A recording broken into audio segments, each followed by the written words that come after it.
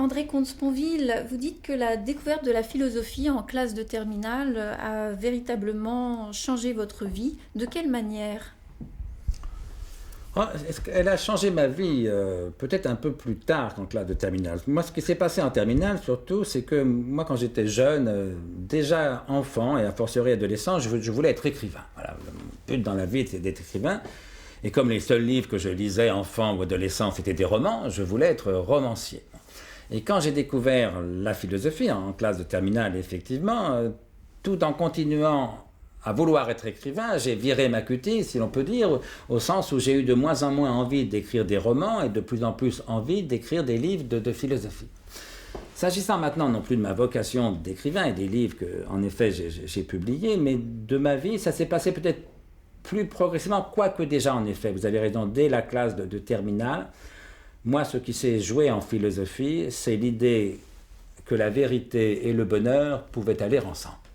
Pour des raisons biographiques sur lesquelles je ne veux pas m'étendre, ça serait un peu long, puis par ailleurs un peu trop intime, mais il se trouve que ma mère était dépressive, très malheureuse, mes parents s'entendaient très mal, ça faisait partie de son malheur, mais aussi parce qu'elle vivait dans une espèce de monde illusoire, fantasmatique, un théâtre qu'elle se faisait à elle-même, si bien qu'elle n'était vraie, au fond, que quand elle était malheureuse. Je me souviens quand elle est morte, elle s'est suicidée, mon frère m'a appelé pour m'annoncer donc, que notre mère venait de se suicider.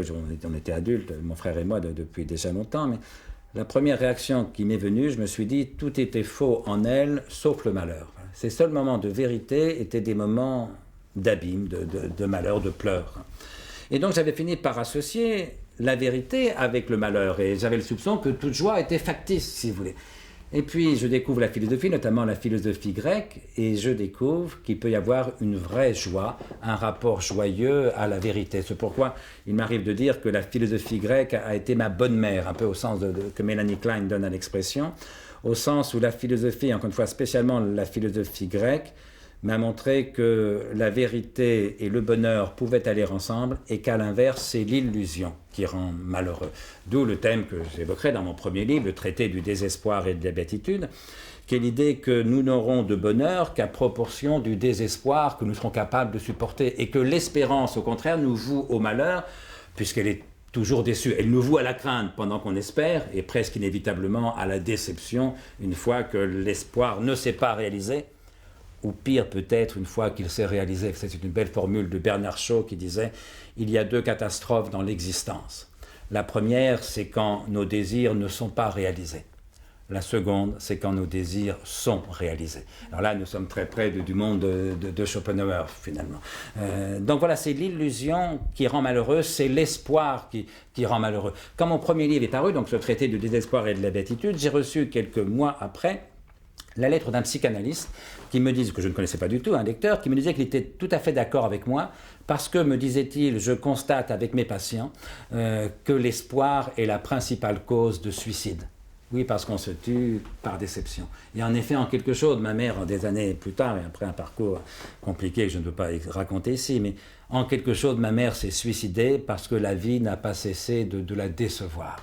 Eh bien, ce que les Grecs nous montrent, ce que la philosophie nous montre, c'est que la vie ne nous déçoit que dans la mesure où on lui demande d'être autre chose que ce qu'elle est. Que si au contraire on accepte la vie telle qu'elle est, c'est-à-dire si on aime la vie, il n'y a plus de déception. Et c'est pourquoi la vraie sagesse est celle de Montaigne, là encore, qui à l'extrême fin des essais, conclut, si l'on peut dire, en écrivant simplement « Pour moi donc, j'aime la vie ». Eh bien voilà, c'est la sagesse vraie, mais pour aimer la vie, encore faut-il cesser de lui demander d'être autre chose que ce qu'elle est. Quand j'étais petit, je m'étais cogné je ne sais où, et j'avais très mal, peut-être au tibia, vous savez, c'était une douleur sans gravité, bien sûr, mais très vive. Et donc je me suis mis à pleurer parce que j'avais très mal, et ma mère, qui était là près de moi, qui était une mère très aimante, fragile, mais très aimante, m'a dit bizarrement, parce que ce n'était pas le genre de réaction qu'elle avait normalement, elle me dit « Mais écoute, tu ne peux pas avoir mal, je suis tout près de toi et je ne sens rien ». Je savais bien certainement que je me faisais avoir, qu'il y avait une espèce d'escroquerie dans ce propos. Et en même temps, c'est une définition de la solitude. C'est-à-dire que quelqu'un se cogne, ceux qui sont le plus près de lui, et même ceux qui l'aiment passionnément, comme c'est bien sûr le cas de ma mère, n'ont pas mal à sa place. Mais la solitude, c'est ça. C'est une dimension dont on n'a pas parlé. Toute vie est solitaire en quelque chose. Non pas isolée, hein, et on ne vit pas tout seul. Mais vous savez ce que dit Pascal dans les Pensées? Nous mourrons seuls. Ça ne veut pas dire qu'on mourra isolé dans une pièce où il n'y aura personne. Non, au XVIIe siècle, on n'est jamais seul quand on meurt. Il y a toujours le curé, le médecin, les amis, la famille. Non, mais nous mourrons seuls parce que personne ne peut mourir à notre place. Eh bien, pour la même raison, nous vivons seuls parce que personne ne peut vivre à notre place. Et quand ma mère me disait « je suis tout près de toi et je ne sens rien », ça voulait dire au fond, même si elle ne l'aurait pas formulé comme ça, mais ça veut dire au fond « je ne peux pas avoir mal à ta place ».